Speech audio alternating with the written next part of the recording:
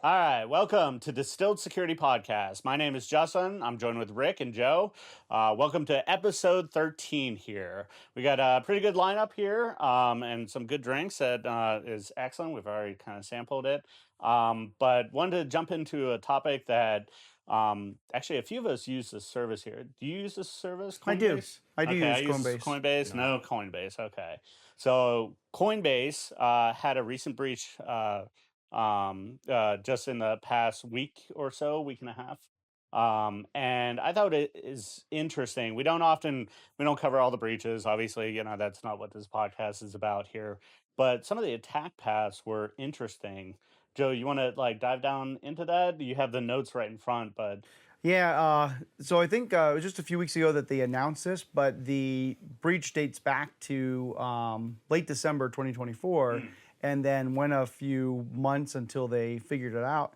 But the high level is that they had personal and financial information stolen over the course of those months, and it was because they had insiders, an insider threat problem. Yeah. What they had was people were going after some of their contracted and offshored employees, convince them to give away data, yeah, and for a that little became reward on the side and everything. for a little bit of a payoff on cheddar the cheese, side. Exactly. And what it came down to is that stolen data was being siphoned out, and then they discovered it when the attackers gave them a $20 million ransom demand. Yeah. And then what did they do with that? Yeah, so then they turned around, they made it public and put a bounty basically on the hackers for $20 million and refused to pay it out, and everything, which I thought was also very cool, of Coinbase to actually did like do that and everything. approach. But, one of the things that I thought was interesting about this is, as security professionals, we're always so in the weeds about the technical controls and just securing everything up for that we can, always assessing the perimeter, the inside, all the stacks and everything like that. And oftentimes we know the end user is susceptible. I mean, we do phishing attacks and everything like that, but from a actual bribe perspective is often not on our radar.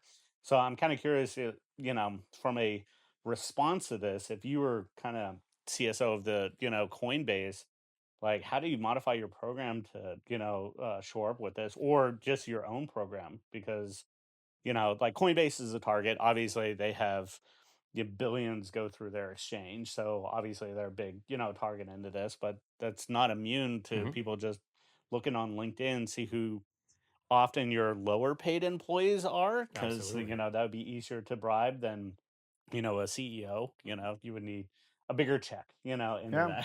that. Well, you're already going to struggle with this. One of the things that they had to do was file a report to the main attorney's general office. All right. Yeah. And that was described as insider wrongdoing. And so, what is insider wrongdoing? There's a lot of things that could be there. So, overall, I really think I loved a lot of the response that was done. It was very transparent and very forward from how they would notified as soon as they figured out what was going on. They let their customers know. They told their customers they're going to make them whole and stuff like that. So I think they did a good job from that approach and being very forthcoming. Now, on the What 20 some odd million that they reported was lost through some of this activity. yeah, I'm not sure exactly how much, but there was There are people that experience loss. yeah. Right. And mainly the attack vector was, from what I heard, is that they're basically taking this money and going after and phishing the individual employees. Right, social engineering them. Yeah. Saying, I don't know what the actual like attack path was, but it could be like, hey, we're from Coinbase. Right. We have all of your information in here. We'll confirm it with you. Yeah, I'll validate your customer number right now. And now give us your encryption key. And but from the inside, so your question was, what can you do? And really it comes back to, what do you typically do for managing an insider or building an insider threat program? So it's and we were talking about this earlier. I don't think there's just one thing you can do. Right. No silver bullet to be able to stop some employee who succumbs to being bribed to give up information. But then it's much like when you have, say, hospital personnel and systems and famous people who are in the medical record system, and then somebody hears that so and so is at the hospital. Well, somebody goes and looks them up. Well, should they be accessing that record? Are there tools in place to detect people who aren't authorized to access? They're authorized, their account will let them look at a record. Right. But do they have a need to actually look at that record? And so could somebody like Coinbase or an org that has that kind of a structure put things in place to say, oh, well, you should access the customers you're responsible for, but nobody else, unless maybe there's some kind of path to gain that access. Yeah. Yeah, and I think it's interesting. Like I worked, it was a while ago, probably in the late 2000s, with a convenience store that had a pharmacy attached to it, and they got pegged by the HHS. I forget if it was HHS or CMS, but they're essentially the same organization. They got pegged by them because their employees, they're nationwide, company. They had employees looking up like Brad Pitt or something like that, and they put some stuff in there that was interesting. They had like kind of a blacklist, of like they just populated with celebrity names and all that stuff. That would be, common red flags into that. They also put like a region, like if say Brad Pitt had a place down in wherever he lived in Los Angeles or something like that, like they had a mile radius Like a around, geolocking type thing. of thing, that'd be like maybe all right. But if it was like back in Minnesota or Maine doing that, okay, a red flag for an Right. investigation. That doesn't mean that it's not legit, because you go on vacation, get a prescription refill, maybe, type of thing. But yeah, they put in some stuff to basically be investigated into that, and they got fined for some of the stuff, with it, because they didn't have enough protections, according to HHS at that time there, and everything. So Interesting. Yeah, I think a lot of it from an insider threat program. I mean, when I first think about insider threats, I go, okay, what are we actually stopping here? And there's two sides, right? It's like people intentionally doing bad stuff, but then also like accidents, right? It's easily overlooked as security people are like, oh, bad people are doing bad things, I need to stop them. Like, but mistakes, I mean, from a privacy perspective, as a for instance, right? You misforward an email that has personal information and now you have an issue. Now, Yeah, is that non-malicious insider not malicious threat. at all, right? So when I think about these programs, they have the banner on it. Right? You're right. Yeah. Okay. Yeah. The top one and the bottom one. It's like, hey, this came from outside, and then hey, you're not allowed to look at it if you're not supposed to.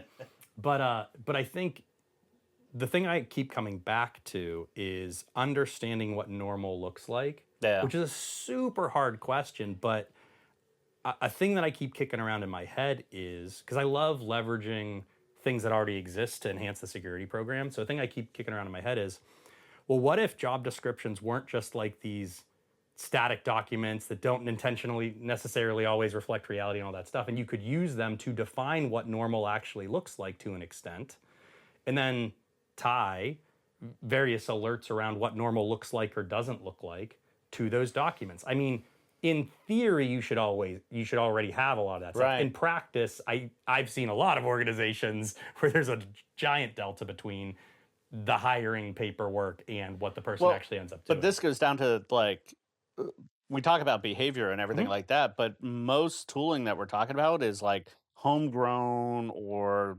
third party, and they don't build that into the tooling there. Like, they're more like bells and whistles. You click this button, it does something. Now you're building into rules that is more behavioral based.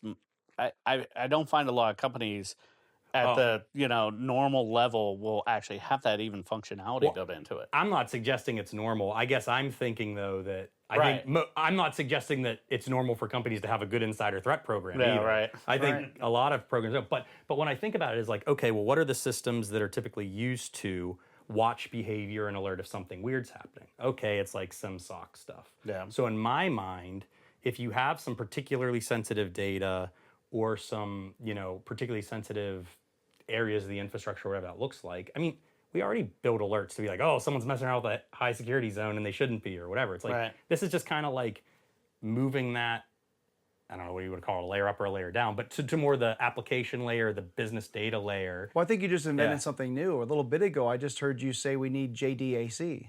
Yeah. Job description as code. Yeah, I mean, I think there might be something to that. I mean, obviously there's a lot of job descriptions to clean up, but knowing what normal looks like, and people do all sorts of stuff with statistical measurement and baselines and activity monitoring and stuff like that, and I always think every time I think that's cool, but like, what if the threat was there before I put it? What if the bad thing was there before I put in the baselining? I'm like, oh, well, bad is the normal, so it remains bad, and that's still normal. It's like, that's not great. No. Yeah, I guess, I mean, so what you bring up, like with the SOC and everything, that's going from like unauthorized to authorized, you know, and there's a clear gate you're monitoring for, you know, absolutely. some of that stuff. But in these, oftentimes, insider threats, you're authorized to authorize, you know.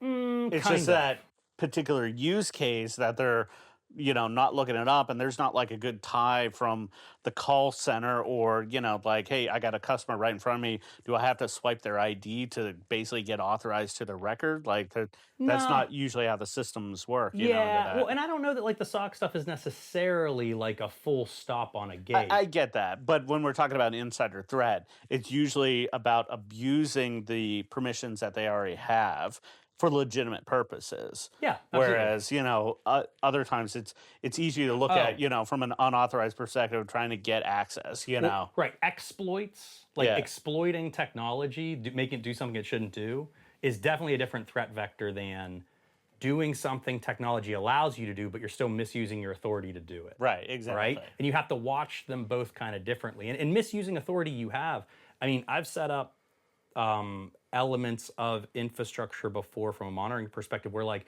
okay, well, the HR team needs access to this very specific folder because it has board of director information in it. But like, if any, and obviously there's IT administrators that can get to it. All right, well, what are we going to do about that? Well, if anyone ever looks at it who's not part of this specific HR team, or if permissions ever change, we're telling the right people in HR about it, right? So it's like, do you like completely say no to it or whatever? No, but you can probably set up some alerts and alarms and things like that. So, but what's normal look like, I think, is a hard question. And I just keep kicking around in my head. It's like, I think a job description should start to get close to that. And I'm sure there's a way to leverage that. Or I believe there's a way to leverage that. The only other thing that I have from an insider threat perspective that's okay, but not like amazing, is I think of it like the sign in the convenience store that's like, you're being watched. Right? And so this is internally advertising and maybe sometimes being slightly, potentially even being more aggressive about it than you actually are in reality, but advertising, hey, we're doing audits. We're watching what's normal. Hey, if you do something that's not normal, there's very little tolerance for it if it's intentional, right? Mistakes are mistakes. And by the way, we're going to try and help you not make mistakes too. Right. But I think making sure that you're broadcasting internally with some level of frequency, hey, we're doing audits. Hey, that should just be part of your suggestion. That should be part of your awareness program. Your comms program. Exactly right. So when you say audits, what do you mean by that? Well, reviews of activity. Right? Okay, gotcha. You're not actively trying to bribe somebody to see if they fall for it? Oh, no. I mean, that's interesting. Yeah. I think there could be some ethically ambiguous, interesting tests to do there. But I've been done. We're not quite. I don't. Yeah, we're stepping into lawyer territory there. Yeah. Well, you know, actually, I've had some stories. I haven't done it. Okay. I've heard stories of other people who run other kinds of security companies that deliberately go out and do stuff like that. Like, you know, a story was high-level exec, CEO said, I wonder how vulnerable I am to my whatever COO or whoever to disclose something or do something. And, you know, so long story short, I think from what I remember, it's a long time ago, the the security person who was hired, ended up hiring a woman to go and, you know, go out with this person and get information, and then get that information in a way that allowed the security person to use the creds of that person, that COO, to break into the company and do stuff. And when we reported back, it was man, I thought I could trust my high-level execs, but apparently I couldn't, and that story didn't So end this good. exec gave his credentials to a woman he just met. I don't even give my wife my credentials. I could see, I don't know explicitly of, but I could see certain government organizations or positions like that doing some sort of like fraud pressure testing in terms of how susceptible are they to money, how susceptible I are wouldn't they say to it was just the those first sorts of time they things. met, but it was probably Yeah. curated, and it was a large amount of, this Yeah. the security person was paid a large amount of money, but a lot of that money went to hiring people to. That's pretty intense. I was just curious. I mean, if she got access to his house and then to the laptop, whether she could like take his credentials, off of that version. Yeah, I don't have the specifics how she got it and how it was Yeah. used, but it. I would find it was odd that they disclosed. would just disclose that. Like, Yeah, it talking probably about wasn't. like red flags. Like, It probably wasn't that it was clear. probably and what easy. the dinner date with sneakers. Have you ever watched that? Oh, yeah. He's like, That was great. you know a word I love for you to say? Passport. Passport? Great, we're done. That's so funny. Exactly. So, well, another part of this whole story that I found interesting, and it comes back to what's the real value of dealing with these breaches? How's it going to impact your company? So, did you check out the stock price? Well, the day that it was announced, their stock dropped 7%, but within a couple days, it was right back up, and so the Coinbase got a 24-hour timeout from Wall Street for the breach, but they were joining. So the idea is the day they announced it, the next day the announcement was they were joining the S&P 500 on May 28th, and so what that brought around was the stock jumped right back up. And a lot of it was that investors, when you join the S&P, there's all these funds that have to invest in an equal amount of money. And so tons of money went into Coinbase the day after the announcement. So, with that, I mean, how many times have we seen a breach, the stock goes down, and then you look back a month later and you're like, it's recovered. Yeah. So there's no There was penalty. a talk years ago that I saw at SmookCon that it was like breaches are good for you, and he basically did a full analysis on a lot of the big breaches. Yeah. And back in the day, I think it's a quicker recovery time now than it is I think it is back too. then. But you look at a year, and over 90% of them were over what they were, before the breach occurred and everything. And then he made an argument that their security is probably better than some of their competitors now. Absolutely agree. Because they basically were forced into maturing into that through either regulators or just public pressure and all that. So it was an interesting argument. I saw a number that the Coinbase estimate on like recovery stuff, and some of this is like paying back money that was lost and stuff like that, but general recovery stuff was between like 180 and 200 million dollars. And I'm like, wow, well, I can't imagine that's all lost funds that they're paying back, right? So in terms of like never letting a good crisis go to waste, I do think there's some truth there, right? Yeah. You're saying, hey, well, if there's ever a time to invest so you don't feel that pain again, like it's top of mind and you typically can do some good stuff. Yeah. And my mistake. I said May 28th. That's today, but May 16th is the day that they went on to the S&P. Gotcha. Yeah. Another thing I thought was interesting is they had to do the 8K filing for the breach, and I was reading a different article where they were scrutinized like it's was a super concise report, and you see these all the time. You said they're never super detailed. There's actually a service. Maybe I'll post it up in the show notes and everything like that. But you can actually subscribe for free, and you get an email anytime somebody files an 8K for some type of breach or mishandling or something like that. So yeah, go ahead. Yeah, so it was just that they were criticized for it being thin and late, even though they were really hitting in some of the timelines. And I think the DOJ was going to be looking into some stuff. So.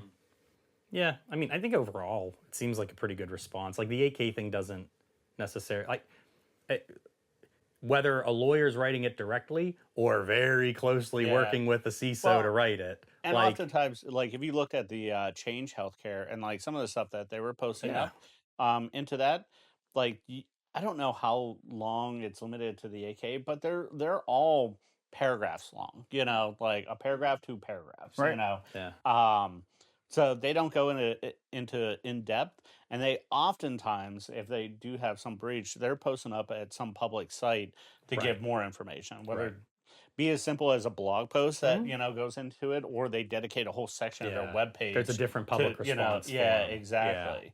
Into that. So like, given the AK, like I've seen criticisms before and all that stuff. Like, I think the direction is basically like you need to give enough details that any what is that reasonable investor, person. reasonable investor would want to know, right? And it's like, so you give like that detail, and like, what does that mean, type of thing.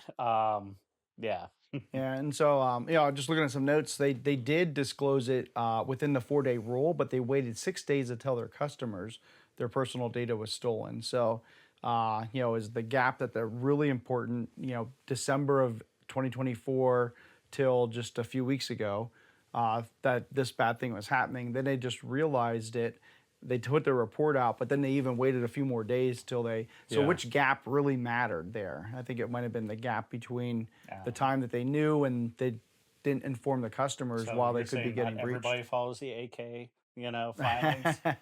Weird. Yeah. Well, they actually did follow the AK filing. But they just waited a few more days to tell their customers. That's what I'm saying. Like, not all their customers follow that. I mean, read it. Yeah. But like big breaches, I know have, particularly with respect to personal information, and I think in Maine, have like timelines associated with, from like a privacy perspective. Like, hey, you got to tell people about these things this time. So like.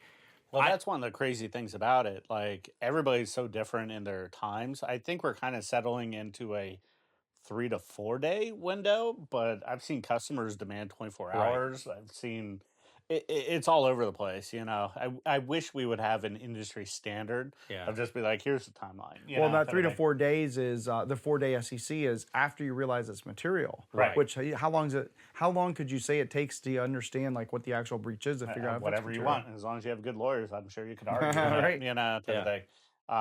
But that was just the one thing, like that extra 2 days of like disclosure for like telling your customers and stuff, like, well, it could very easily still be within whatever those rules are, because it's not necessarily governed by the same thing. It could even be early. Like, I just don't know. And quite honestly, I mean, even though if it's an additional 6 days, you even mentioned they're covering all their customers. So from an impact, like between those 6 days, were there any customers actually impacted in those 6 days? Maybe not, type of thing. But they're still covering them whole. So what's damages? Well, and there's different legal obligations to customers as there are to shareholders. Yeah. It's just, they're different things. It's a different type of customer, I suppose. But yeah. There was one other part of this which I was reading about, and that's the makeup of audit committees and the board of directors. And one of the things that Coinbase got knocked on for a little bit is that their audit committee is the one that's chartered to hold the responsibility for cybersecurity, yet there's nobody on the board or the audit committee that has direct cybersecurity expertise. Yeah, that's what's Most that? don't. Yeah. That's what I was going to say. Like, although, like, it'd be good often if they did, I suppose, to some extent. Like, one, if the report's flowing upward in the way that it should, typically it shouldn't be terribly necessary to have, like, deep cybersecurity experience. You should know enough to not get snowed at the board level. But I agree with what you said too. Like, but the vast majority of organizations I know, even on the audit committees, like the cybersecurity knowledge is cursory at best. Right. Well, one of the things that I was reading about, and I wanted to see what you guys thought, but what do you think about the board of directors having a separate from the audit committee, cyber and risk committee, and having security be on that committee instead of it being handled as part of the audit committee? I like that idea. Yeah, I've seen that before, and I actually think it works pretty well, because one's more the operationalized. Yes, operationally. I think I had problem with that last time. Well, I'm doing it now. Man, this stuff it is good. But the execution of security, Whereas the other one's the audit side of things. Well, and I think, like, the way I think of it, one's like kind of looking backwards, like where we're at standing, and one's looking forward. Exactly you know, right. type of thing. Yeah. So so I do like that as a thing. I don't know how standard it is yet, but I've seen it. I don't once think or it's twice, standard much. Well, it's not required, so it's definitely not required. not standard and everything. So you'll see a lot of like audit committees have their hand in a lot of the security stuff and everything, but it's here or there. I don't know. I've most boards I've interacted with don't have a great grasp of security. You give a presentation, a whole bunch of risks and stuff, and more often I've seen just crickets. They're like, okay, maybe a couple questions here and there, and that's about so we're good. Yeah. So we're good. They're like, no breaches, right? You got us from a breach standpoint, Right? Well, so, but yeah, the ones that actually have direct cybersecurity is usually within the industry. Like if it's a SaaS tool involved with security or something like that, you'll see people with security because they're in the industry more over than their security experience. But it's a growing trend, I think, to start getting cyber expertise on the board, and even some of the like the NACD and the Digital Directors Network, so the National Association of Corporate Directors and DDN, they're both pro getting more insight to that, and I believe some of the what were we gonna say? Yeah, I just to what end?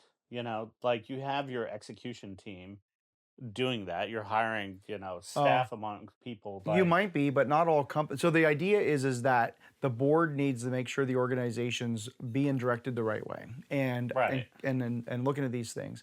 And if you don't have somebody on the board who understands how to talk to that person and understand what they're saying, it becomes less effective. So they're trying to increase effectiveness by having somebody on the board who can actually have that conversation. You're looking at somebody to challenge the CISO. Or to partner with the CISO to give them I guess just be that kind of conduit. To understand if something's wrong, but not being said. Yeah, maybe not challenge, but be that kind of sounding board off to make sure that they're not just blowing smoke. But I do like that I do think it's a trend that hopefully continues. I think it's good to have that expertise, but I don't think it's common right now. No, it's not. But it's so I would say that if you're a CISO and you're looking to think about what your next moves are going to be, think about how you might get involved with a public board. Yeah, I think they are paid positions, and they're looking for that kind of expertise. So it's definitely something that's growing in demand. Yeah, definitely a good one there. Any other thoughts on that? I think we not really. Pretty good here.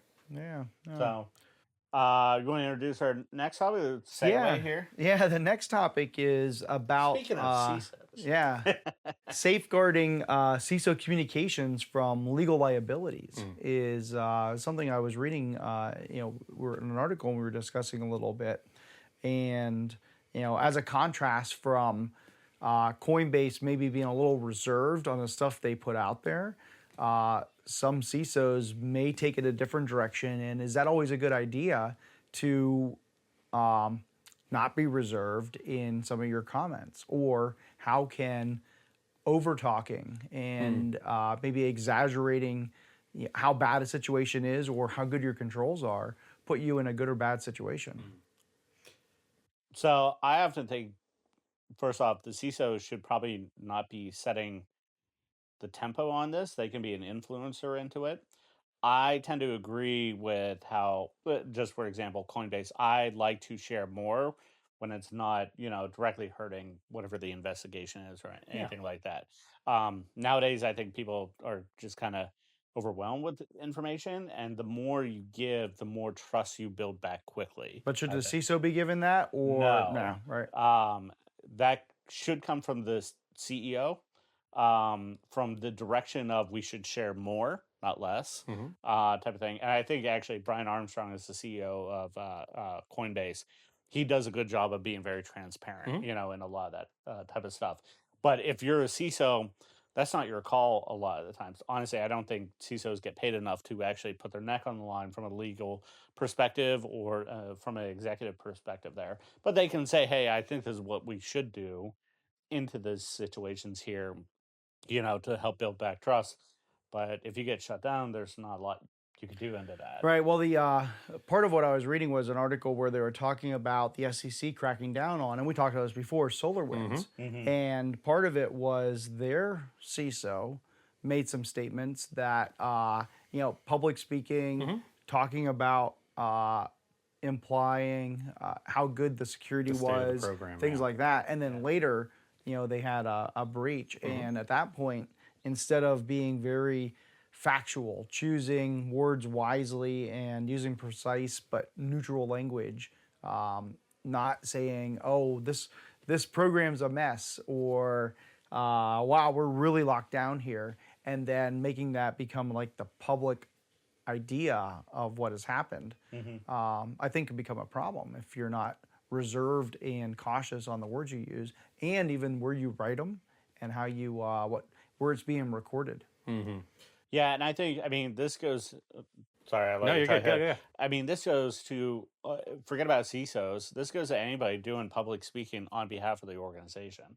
Like, I think if you're doing any public speaking from a company perspective, you should almost go through training. Like, your corporation should put you through.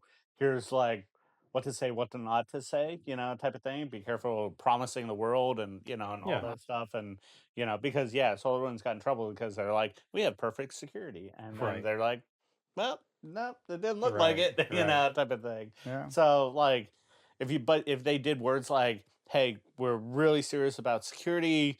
Are we perfect? No. Are we always trying to improve? Yes. Like, type of thing. And I think if they did more verbiage like that, they wouldn't be as, into that trouble there, as a kind of we're always improving, type of thing. Like, we're not perfect, but we're trying. I think that's right. Part of the thing is like knowing where you're communicating and communicating appropriately for that venue, right? So, if you're doing board, disclosures or financial disclosures or your board reports or whatever, like, you should be extremely precise in that language, right? I've seen some things with respect to like the SolarWinds stuff is like, some internal communications were then deposed and they didn't connect or they didn't reflect or align that well with the things that was publicly disclosed by SolarWinds. And that's the allegation, right? Like, hey, you didn't tell the full truth to the public through your financial reporting, and we know that you didn't really feel that way because you had these internal communications that say that. And so I've seen some things that sort of suggest, yes, you need to be more guarded in your internal communications, stuff like that. I actually think that's taking the wrong lesson completely from the situation. I think if you start to treat every email like a contract and every Slack message as though it's going to be, under deposition, that is a surefire way to have completely inauthentic communications with your teams. And although you don't have to be like fully imprecise or blow things out of proportion or whatever, I think you will lose people completely as a leader extremely quickly. Yeah. And if you're inauthentic as a leader, they're going to be ineffective as a team. And that's just, I've seen it over and over, right? Good leaders are authentic and people trust them, and that's bidirectional. So I think it's actually okay to say what you actually think in internal communications. The lesson I think you need to take is, and again, I'm not suggesting this did or did not happen. This is the allegation. But I think the lesson is, if you are in a position that's responsible or partially responsible for reporting the state of the company from a security perspective in these official documents like financial filings, and you're getting pressure to make things sound better than your internal communications reflect they are, you need to square that circle, right? So lean more toward legal writing it than marketing? Well, to some extent, or you need to be fully upfront with legal, or if legal and your CEO are pushing, like, you need to have something on record internally that's like, hey, I disagree, but ultimately this isn't my call, right? If you guys want to write it this way, okie dokie, right? How long are you going to last at an organization when that's the conversation, though? Well, agreed. How long do you want to last at that organization? That's what I'm saying. Right, right. And I think that's... whether forced or voluntary. But I think that's the key. Like, it takes a lot of courage to go against the grain if, like, financially people are demanding, no, we can't say a bad thing about security or else our stock will look like XYZ. Like, but you're in that seat because you should have the courage to do that. Like, I think the lesson is your internal communications. They don't have to directly reflect exactly what you say in the financial reports, but I think if there's a giant gulf between those two things, there's a problem. And I think you need to figure that out. Well, I totally agree with you. What I think everybody needs to be aware of is while you're being very transparent and straightforward with your communications, you need to realize that maybe not everything you say should be on a recorded video. I think that's absolutely true. Not everything you say should be totally typed up and sent. No, because I'm not disclosing anything. Okay, gotcha. Soon I'll get Rick to disclose some stuff. Yeah. Good. But and sensitive topics, you know, you probably don't want to put everything in Teams or Slack either. But there's the right time to have a conversation with everybody in a medium that's not being recorded, and therefore not being the discoverable piece, especially while you're trying to figure things out and talking through it. Yeah. And that also goes for M&A discussions and specific HR actions and things like that. Like, you don't just write down and record literally everything. Well, and this goes back into, we had that previous conversation with like AI and some of the meeting notes, like how easy it is to like, let's just jump on a Zoom call, which typically is not recorded, but then somebody summarizes the notes and everything, and now it is. And when the notes are wrong and they misconstrued what somebody said, and you don't correct that actually becomes a record. And now you have to argue and defend that record was wrong. Well, you're totally right. And that's like new fear unlocked, that I have to like review everybody's summarized notes from every meeting now. Oh, really? No, but no. Well, I was just talking to but a you're privacy right. You can leader. just argue absolutely AI right. is so bad now that it didn't understand me. But even a human, but still, that you would have to go misinterprets. through that exercise. Well, I was talking you're to absolutely a head of privacy who may or may not watch this, and had mentioned that they have to be very careful when they work with their customers and things are recorded, because if there's a dispute later about how the contracts worked and who's in the right or wrong, and there's recording and that recording was on the customers, they don't have any access to it. Yeah. And that recording, and we all know that when you're making an argument, the more history you have written down becomes the more true history regardless. Yep. But they're talking about the recording would trump the contract, or...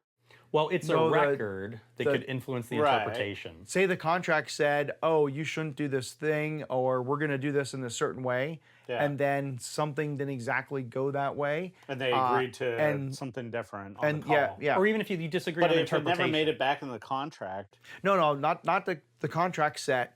Happened months ago, doesn't matter. Oh, but so they're now looking you're at verbal agreement post-contract to modify it. What are we doing? What happened? When are we going to do this thing by? We set the date, something like that, and then it's totally missed.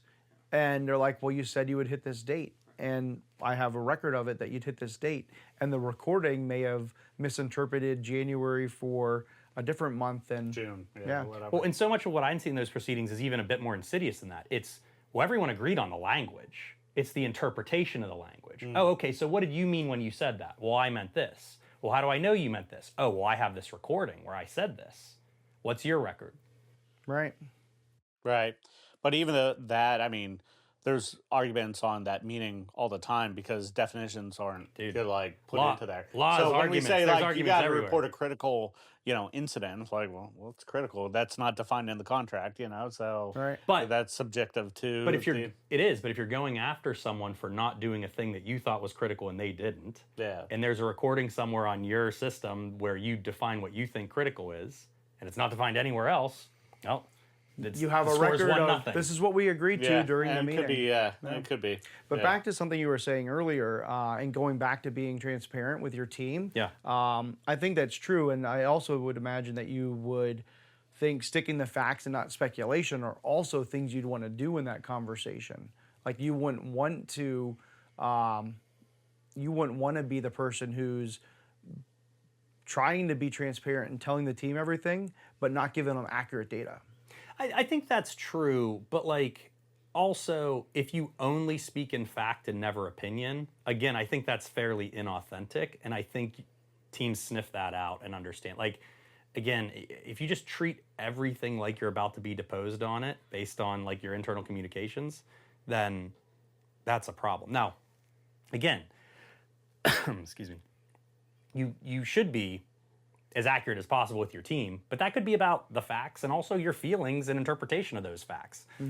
I don't think there's anything that wrong with that. I actually think that's probably a good thing. And as long as what you're saying to the public in like forums where you're supposed to be very truthful doesn't materially cut against the stuff that you've said in private, then you're fine. You know, it also, places have culture and communication patterns are part of that culture. And I think if someone's like, you said this thing once out of context, it doesn't take a complete rock star lawyer internal to you that has all the internal records to be like, yeah, but he said this same thing 1,000 times and this is what he meant every other time. So like, why would you interpret it different this way?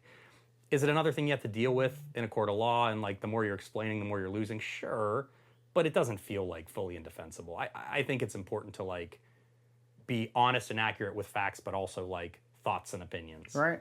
Yeah, my advice is don't record the meetings that have a lot of opinions that are going to be a problem. I think that's fair. And then if you do want to make a summary of the notes, be very pointed and factual without having a lot of bias in your written summary. That's absolutely correct. Yeah. I totally agree with that. Now, what about like we talk a lot about the communication and everything with like CISOs. What about like protection? Like I've heard of some CISOs getting their own insurance from the company and everything like that for coverage like the SolarWinds or things of that nature, or Uber or I heard that there's advice out there for CISOs to make sure you're getting covered. Don't try to see what you can do. Figure out what your like if you have a C in your title. Can you be covered under DNO? The DN? Yep. Yeah.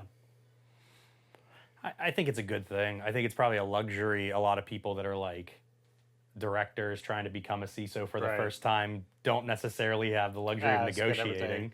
But I feel like seasoned CISOs, that might even give you a leg up. If you're asking about stuff of that nature, you're going to look at more experience, into I think that's true, actually. And a lot of people, when you go into a company, a lot of people are afraid to negotiate. I don't think that's a bad thing.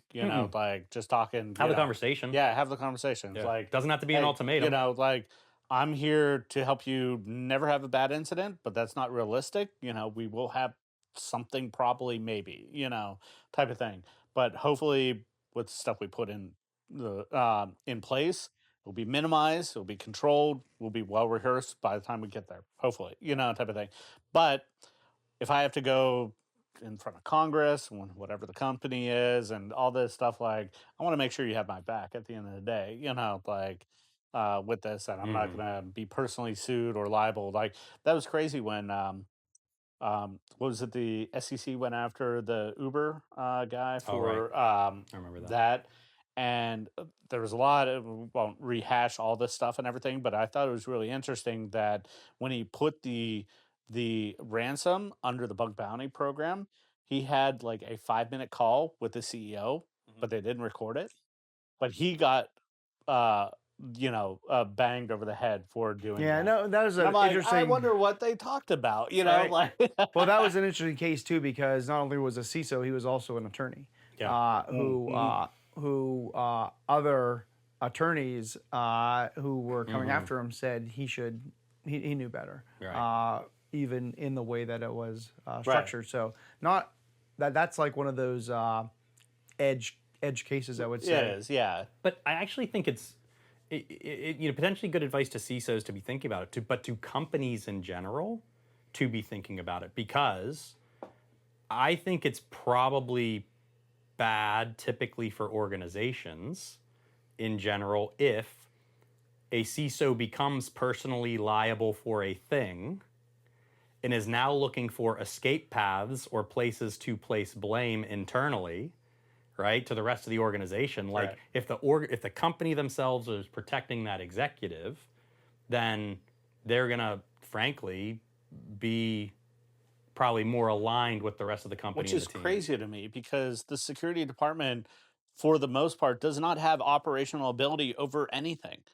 They can't even patch systems, for the most part. It depends on how it's set up and exactly. Yeah, but right. And we'll talk about, reporting in a second. Yeah. No, but for I'm with you. generally speaking, You're you an don't have advisor. security people applying patches, to Right. that. They're not remediating issues that are being discovered, So how is the CISO responsible if they get breached, into that, and you've done your due diligence on reporting everything out, into that? Like, Well, that's why I like to think about the CISO's role.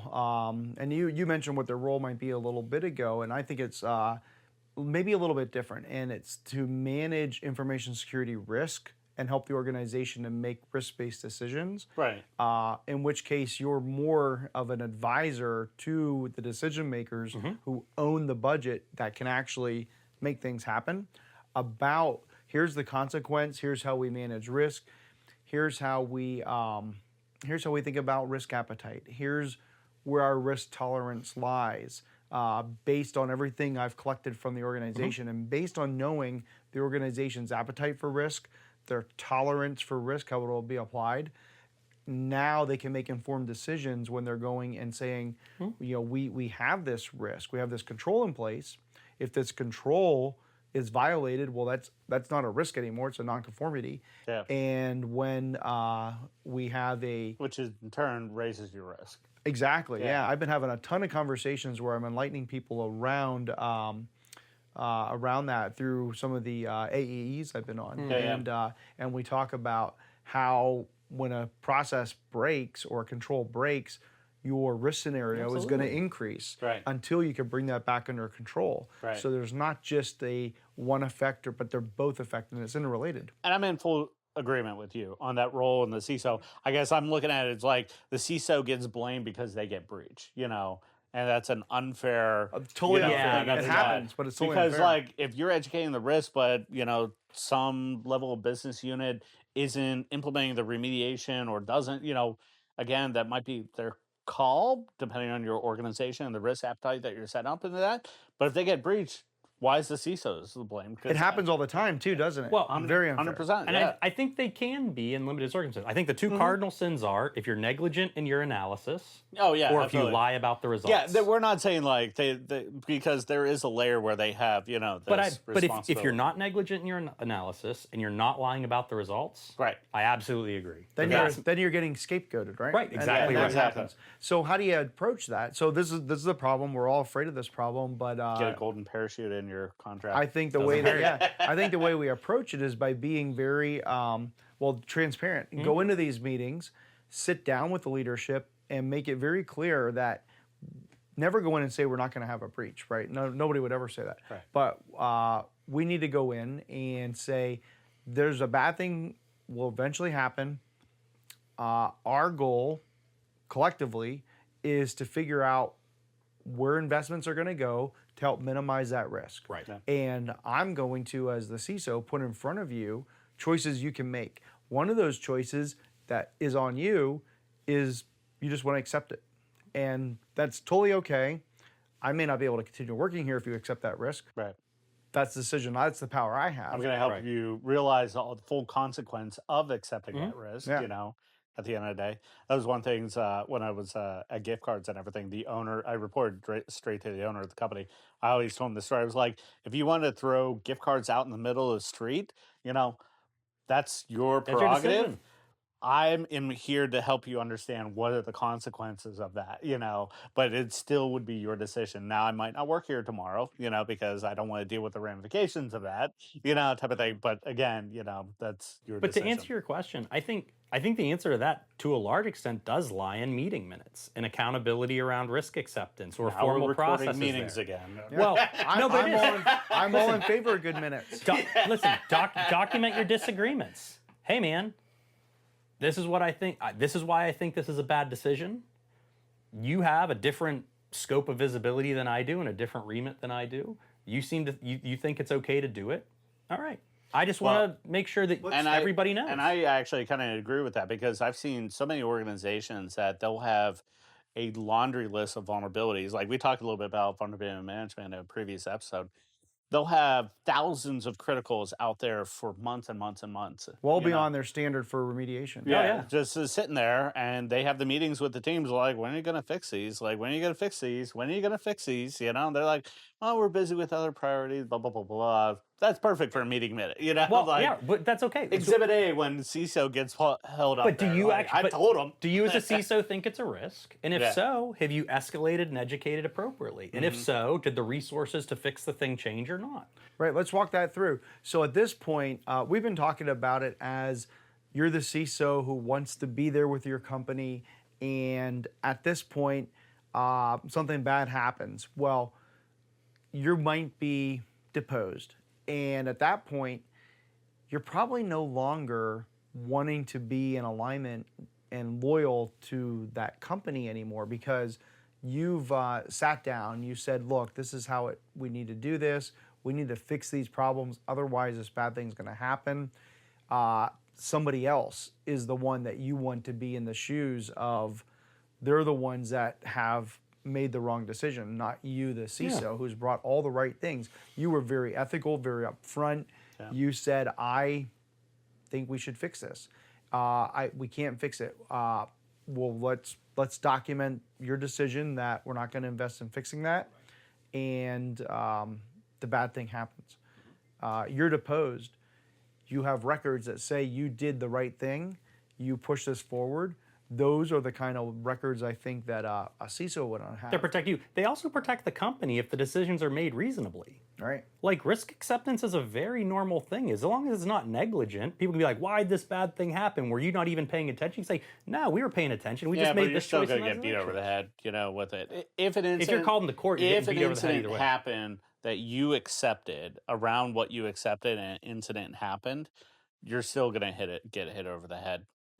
Yeah, but again, I agree with you on the yours premise. As a CISO to accept. Yeah, I agree with you on the premise, type of thing. But if a serious incident happened where you accepted that risk, you're going to get hit over the head. Well, the CISO shouldn't be accepting a risk. That's what I'm saying. 100%, yeah.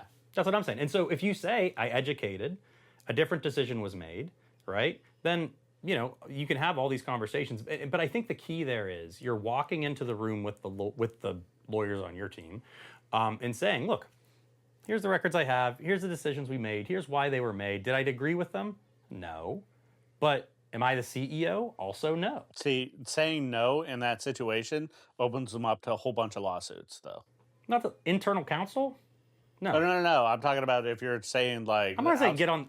Listen, you when you're on the stand, right, you need to navigate those waters based on a series of factors, including what the lawyers that are on your team are suggesting for you based on the course of action and the things you have before. But what I am saying is those records, right, that you have, if there are disagreements, and they don't have to be ultimatums, they can be very amicable. I've had lots of times where I'm like, hey, I think we should do this, and the business as a whole says, nah, we can't do that right now. We don't have the money, or we don't have the tolerance, or we don't do that, or we're going to put it off, or whatever. And I go, okay, well, I think we should do it now.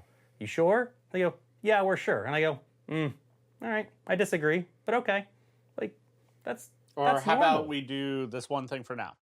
I wanted to say that too, exactly. Because it is rarely is it like, does someone just accept risk? It's like, okay, well, what can we do to mitigate it? And I think that's a big part of the conversation as well. Well, they didn't do this, so we had to do this and this and this. Did that end up being sufficient? No. Did we hope it was good enough for a period of time? Yes. These are long, drawn-out conversations. But ultimately, I think documenting your disagreements is my point. We still have Windows 2003, living in our environment. Do we like it? No. Does it have to be there because somebody has to print something weird and that's the only place that does that? And what did we do about it? Yeah, were we negligent in our analysis? No. Did we lie about our analysis? No. Did well, I like where you're going with all that part, because there's this is where I think IT leaders and security leaders need to get better as they approach the role of becoming a CISO. You have a lot of less experienced, I don't want to say inexperienced, but less experienced security leaders who will look at that single instance of I like the idea of the out-of-date, out-of-service OS. Yeah. And they're saying this is a risk.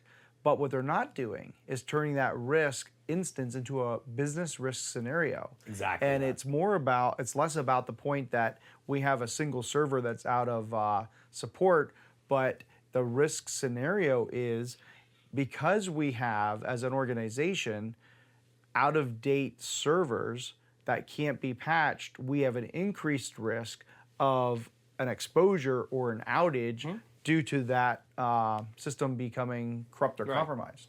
Well, and also flip it to the positive. Think about, okay, what features aren't you executing on those systems that maybe the business could use? Like, I think there's a lot of CISOs that focus quite a bit on the potential for technical exploits and the risks in the negative. But missed opportunities or not being able to capitalize on features that exist but you can't leverage because you have an old version of an app on an old piece of software, that's legitimate too, right? And I think you'll get a lot. I've seen instances where learning a little bit more about, I'm probably stealing future thunder, I apologize, but you learn a little bit more about the business and where and how you could be not only mitigating the negative risks, but doing that in a way that enables positive movement forward. That if you presented it in that way and flipped it around a little bit, you could get a lot more backing behind it. Because now all of a sudden, it's not just, oh, this costs money because bad things could happen and I'm paying for insurance. It's, oh, there's an element of investment here as well. A return on investment, even. Yes, exactly. Like, hey, if we were to take that outdated system, replace it with this one, stop paying the extra support money for it, and in the future, we'll reduce our risk of having an outage because of this thing. By the way, the new system actually if we pay for that, we're actually going to be able to get rid of this other software we use. Is that what you're saying? Yeah, so I mean, get allies in the business that'll benefit from the things that you're trying to do. Yeah, and this is the thing, like oftentimes us from security, we look at like the single pain point, but then it like opens up that the business isn't even looking at like long-term technology stack, and the procurement of like, what's the strategic involvement going? Because a lot of times they're like, buyers like, well, if it ain't broke, don't fix it. It's like, okay, that's not good with the rate of change that's going on, because we'll be stuck behind and then we won't have any support. And then the support we get is going to be super expensive, type of thing. But the alternate's also true in terms of like, but if we upgrade this thing, we can put the new version of the app on and then you'll get this feature. And I guess you didn't know about that, but wouldn't that be cool? And then people go, oh, that would change my life. You go, okay, great. Now but a lot of leaders don't look at the full picture. Agreed. Fully agreed. It's like, all right, here's all our old stuff. What are we doing? Are we just going to bite the bullet and pay double the support costs right now, if it even is available? Dude, extended support is a nightmare. Yeah, but that's the thing. Like, I've more and more I see like that's not a sit down conversation that people look at and build into their plan. Agreed. It's always like future, like what are the features and buttons and stuff that we can deliver. It's not like, what do we do with the old stuff? Exactly. Like how do we? So use the new stuff to fix the old stuff. Could be part of the strategy. Absolutely. I think type of thing. Yeah. So we covered a lot here. We talked about good communications, appropriate communications, maybe what not to say and when not to say it, at least what venues to be careful. But also, I like how you brought this around to some good risk management conversations, being able to actually use your risk conversation to drive better change. And I always look at the risk conversation to drive action. What's the action we're going to take that makes the whole place better? So yes. Yeah, definitely agree. Yeah. Any other final wrap-ups on that one? Suggestions for people as they're thinking about doing their job better? One thing I had a thought, into this with companies that don't really care about security all that much. You mentioned about like you get less experienced security people that won't do certain stuff. I almost feel like that's a self-fulfilling prophecy. Well, they won't get the expensive CISO, and a lot of CISOs, they'll see the red flags when they do an interview or something like that. It's like, hey, this culture isn't really serious about security. I might not get the budget. I won't get the support, whatever it is. So you're left with the brand new CISO for $110, or something like that has 7 years of experience total in the industry, and it's almost self-fulfilling at that point. My advice to that person everybody, I don't know if they're, CISO? what's that? Do virtual CISO. Yeah, exactly. Listen to this podcast. Yeah. No, none of that really. Those are all good pieces of advice. Do virtual CISO, do the things that we all sell. But anyway, but it's, if you're, see, here's what I hear a lot. It's, how do I get that CISO role? Maybe you don't want that CISO role. Yeah, right. Maybe you're not qualified to have that CISO role. If you have that C title, that comes with some accountability that may not be there with the director title. Exactly right. And you may not want to be upset that you just got the director title and not the CISO title. Because if they're not going to put you on the directors and officers insurance and put you on some of the other safeguards that they're protected by, you may not want that. So I like where you took that. Yeah, that's absolutely true. Officers are not exactly the same as employees from a liability perspective. Yeah, sometimes they're just unlucky. That's true And too. then speaking of unlucky, what are we drinking here? Oh, we're drinking something lucky. Are we? Great segue. All right, yeah. So today, what we're drinking, we went back to the Widow Jane with that. If you recall, in previous episode, we had the Black Opal, which That was good stuff. It was delicious fantastic. and everything, but we can't do that every episode. So with this one, we're doing the Widow Jane Lucky 13 in honor of our 13th episode. It's aged for 13 years. I saw 13, 14, depending on the website you're looking at. It is delicious. A lot of the Widow Janes, they put a lot of emphasis into the quality of the product. Everything is aged quite a number of years and everything like that. This one, I get a lot of like sweetness at the front, but kind of a nutty, like toffee flavor, coming off the tongue and everything. It's very smooth. We're often like, whether ice or not, into this. No, I was just gonna say all that. of us are no ice, into here. I'm never ice, but some of the other guys I'm are often a ice. little. Sometimes I like a nice often like chip a in little. order to to cut open it up. type of thing. But yeah, this is one that It's also is a decently high proof for how smooth it is. What is it? 46, so a little over 93 proof. Yeah. So yeah, it's not that high. Well, I guess for some reason I thought I said higher than that. Yeah, That's but the bottle number. But yeah, no, that's great.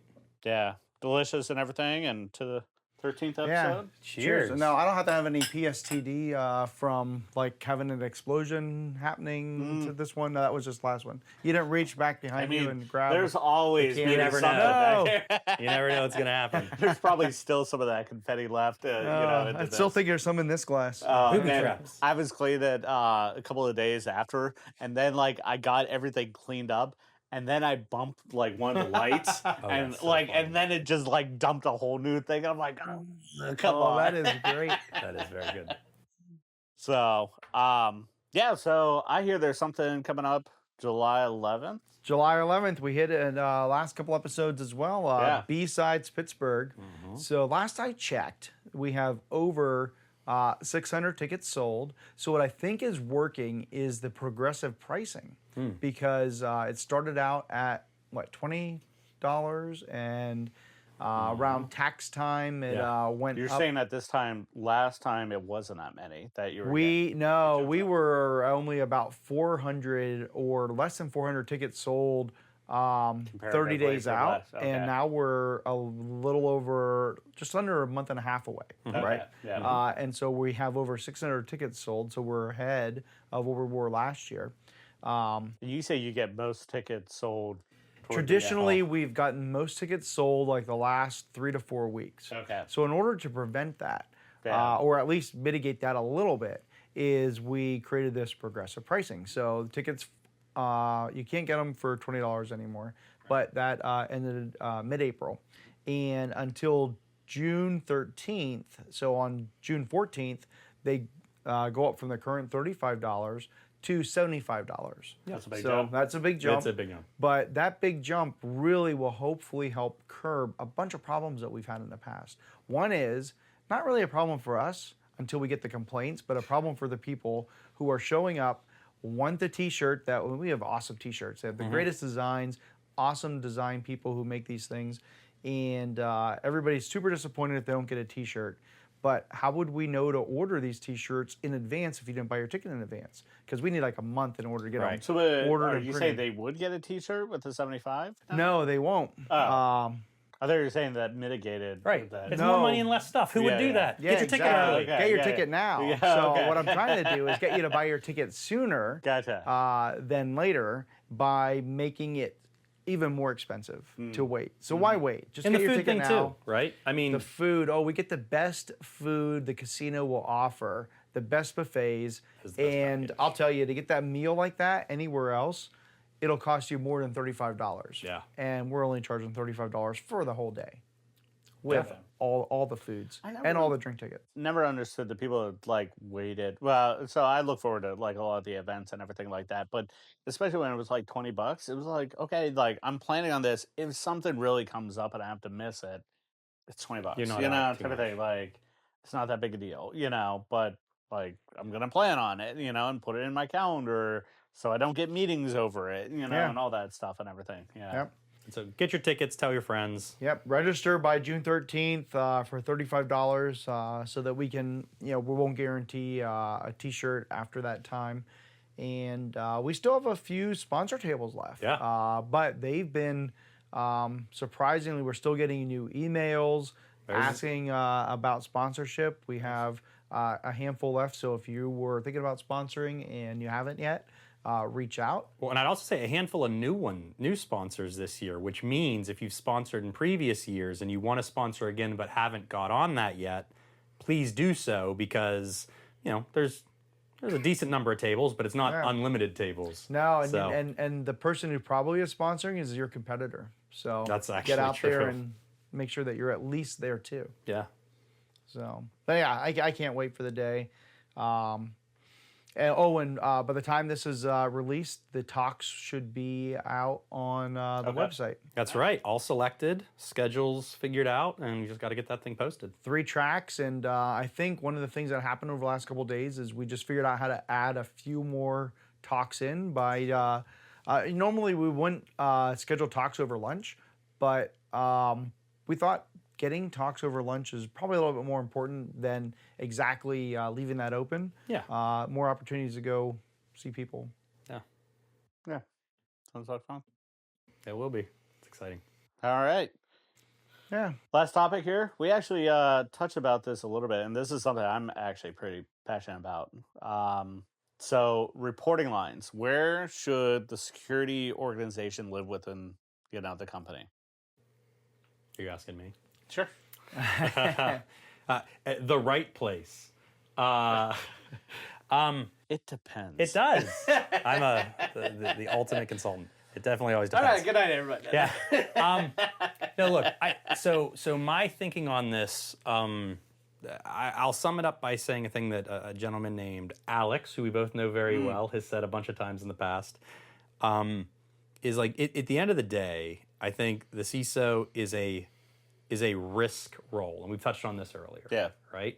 And ultimately, it should be a business risk role, as all risk is business risk. Right. It's not just technology risk. It's not just security risk. So, I think if the CISO is naturally equipped by personality and training to speak the language of the business, they can report anywhere. It's fine. If the CISO, well, not anywhere might be a bit strong, but any reasonable place. My lawyer right? came out right there. Fair. This is don't depose me on this conversation. Anywhere. But I think honestly, I've seen. All right, reports to the janitor staff. Yeah. So I mean, it could be chief risk officer. It could be a direct report if it's to the CE. If it's a technology organization, it could be to the CIO. If again they're naturally equipped to speak business, it could be the CFO. I've seen it in legal teams and compliance teams, all sorts of places. Right. I think the key though is the CISOs that, in my opinion, have the worst time of it in terms of actually getting a seat at the table are the CISOs that grew up as deep technologists and never made the pivot from technology stuff to business risk advisement. I'll agree with that. And if you're reporting to the CIO, you're more likely, not always, but more likely to be caught up in not being able to do that business speak. Yeah, you might be allowed to nerd out all the time. Not being forced to do it. So the article that kind of spawned me to think about this as a topic to suggest is there's been a growing trend of people potentially reporting to the CFO over the CIO, and why is that maybe advantageous? And so some of the things that we were thinking about and talking about is well, the CFO naturally goes through their work understanding business risk, budget controls, and they need to they're probably a little bit more likely than the CIO or maybe even the CRO to be the ones who are talking at the board meeting and preparing board materials. So if you wanted to almost be forced into changing your paradigm from the way that you're thinking about risk and turning it into business risk, if you were reporting to a CFO instead of a CIO, you're naturally going to be pushed by that person who only knows how to speak in those ways. Because your manager is going to set a different tone. Exactly. Yeah. And a lot of CFOs, I mean, they're naturally drawn to the risk, like absolutely. How much are we putting on hold? How much are we putting in investment in their treasury? What are we putting where to execute the right strategy? It's the same thing we talk about. If I only have $10 to put somewhere, where am I putting it? Right. Right. Exactly. And it's the exact same thing we talk about in security. If I only have $10 or 10 hours or whatever, how do I make it go the furthest? Right. And it's easier to get budget when your boss is the one who controls the budget. That's not untrue. Yeah. So, and I don't think that's a bad. I think it's better than the CIO a lot of the times.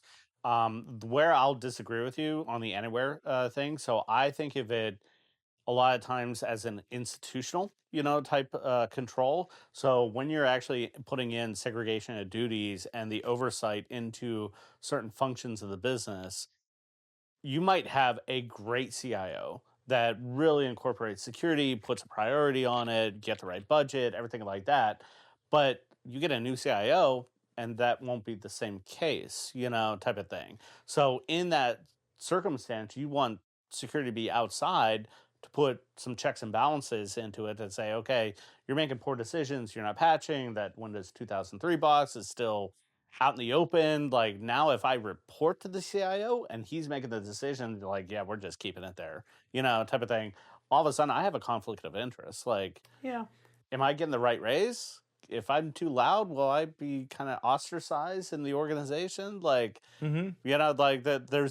There's institutional conflict that you build up building a bad structure. I don't disagree. I think there's the opportunity to have a bad boss anywhere, though. Because, you could report to the CFO and they go, yeah, but no, we have these rates in this thing, so we're giving you $0. Right. And it just, one of the so I have a couple different arguments, and they actually are counter to each other. But with the separation, you argue with yourself. Yeah, I do that a lot. The CIO they want speed, and the CISO, their job is to safety of the organization from a risk perspective, and so reporting to that CFO lets you raise that red flag without having to jeopardize your potential reporting. Conflict. However, on the other side, why would it be better to report into the IT department? So we know how IT departments work.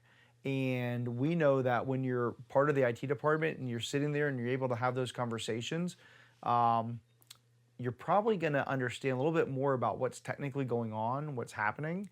Whereas if you're only occasionally, you're in all the meetings, you're in all the team meetings if you're part of the IT department. Yeah. If you're outside the IT department and you're occasionally meeting on maybe every 2-week or monthly basis, and you're getting those updates for what they want you to know, what IT wants you to know, you're a little bit less in tune. So how does somebody who reports outside of IT stay as in touch with the going-ons inside of IT? Well, you need the right triggers in place. I think that's a poor argument into that to say I just need to be in all the meetings just in case to hear something. While you might be right factually, that's a lot of sunk time, for the just in case, which means you don't have good triggers in place. So when a new IT project kicks up, there should be triggers in place that security is aware. You get the PMO involved, you get finance. Like there should be triggers in certain areas, procurement, like security should be a player into that says, what is this new vendor we're bringing in? What is this new software we're bringing in? Like we need to make sure that it fits within our security posture, and doesn't degrade it. Really good points. Type of thing. But sitting in all the meetings just to catch a occasional, and we're bringing on this vendor here. And I'm like, what? Well, no, I'm not saying your sitting all the lawyer's meetings. coming out again. Yeah, but if you're, I'm thinking like you're but if you're right, part of IT leadership, you're in the right amount of IT leadership meetings where they're making decisions. But I think different then you don't have rooms.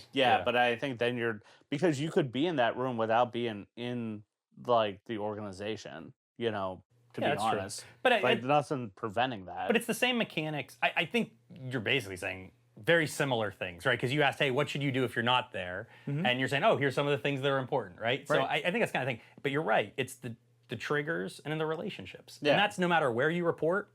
If you, as an executive officer, aren't building triggers and relationships with your partner orgs, or you don't understand who they are, you're not doing your job. And that's if you're a CISO or a CIO or a CFO or whatever your role is. If you're an officer, one of the things that one of my mentors told me that has always resonated was the higher up in the org you go, the less time you should be spending with your direct team and the more time you should be facilitating with other teams. Yes, absolutely. Yeah, you got to be working outside your department more so than inside. Yeah. But I agree. Like on a mechanics perspective, it's going to be all triggers with other departments and recurring relationships, whether it's just to say hi and check in or say, hey, what's your department doing? And ideally both. Yeah. And bribes are okay in this department. I've actually given advice. Bribe. Yeah. Well, you mean donuts and lunch? Right. I mean building relationships, like type of thing. I've actually there's a lot of things that you can do to give little gifts, if somebody's a bourbon lover, give them a bottle, if somebody I've had people that I knew was out sick, I'd send them a soup basket, type of thing. Absolutely right. And just care. And this is outside of my immediate organization. You break down so many walls, and no matter what, when you're calling next, they will pick up the phone. Whether they, do something for you or not, it's another thing, but they will absolutely pick up the phone for you. I agree with that so much. Some of the best things I've ever done from a relationship building perspective, and this was more like manager, senior manager level, is I had a couple buckets of different candies on my desk, and they typically tried to reflect things that I knew were popular, right, by different people. And so if someone had an issue or something bad happened, come to me and I'll give you candy to tell me, right? You're the creepy guy in the van. Probably I could phrase that better. But yes. Children, free candy. No, but seriously, it's a conversation starter, all that stuff. I mean, people make relationships over food. But if you're also super busy, maybe that shouldn't be a full meal every time someone wants to talk to you, and it's just a little snack. You have to use discretion on how you exercise that and everything. But I'll also say if you're not located in an office, but you work with a lot of people in that office, send them something. Send something for the office. And there are stories people will tell about a candy that I really liked, that nobody else apparently liked, and I sent them a couple things, and it became a joke. Right? Are you going to give me the Reese cups? Are you going to give me this it's like a little ginger chew or something. I think they're awesome and delicious, but I really like ginger. So wait, is this a conversation where I have to eat? Do I get to eat a Reese cup, or I have to eat a ginger chew? Talk about what those pink and purple things that used to be oh no, there's some random candies out there and everything. But this is the type of stuff you can talk about. It's relationship building. That's my point. I was just going to say that. Yep, absolutely. Relationship building trumps reporting lines 100%. Yeah. Yes. And I agree. I guess, again, I look at it more institutional, protecting against the next person.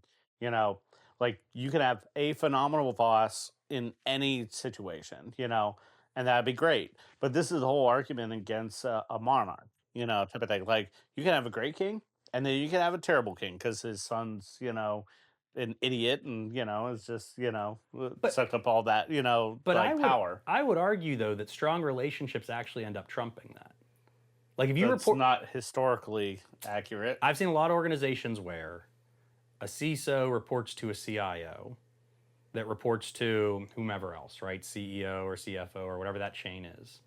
But if the CISO has great relationships with internal audit, legal, finance, CEO, all that stuff, the right stuff happens even if there are amicable disagreements.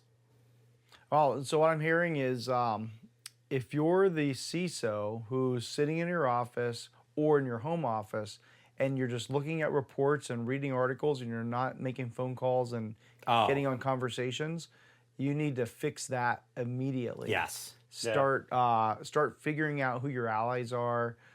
Start figuring out who the people who aren't your allies and make them your allies. That's right. And get out and actually talk to people. I If there is an definitely think office that's and you don't go to it, you maybe need to better schedule a trip. And maybe your company won't pay for it, but think about the long term. How much will it actually cost you to get to your office? And would that be worth you meeting your goals for the year or not? Yeah.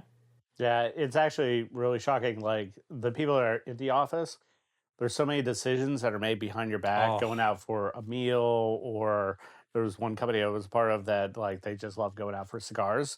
Like we go out from a leadership, and the people that weren't there were out of the conversation, you know, type of thing.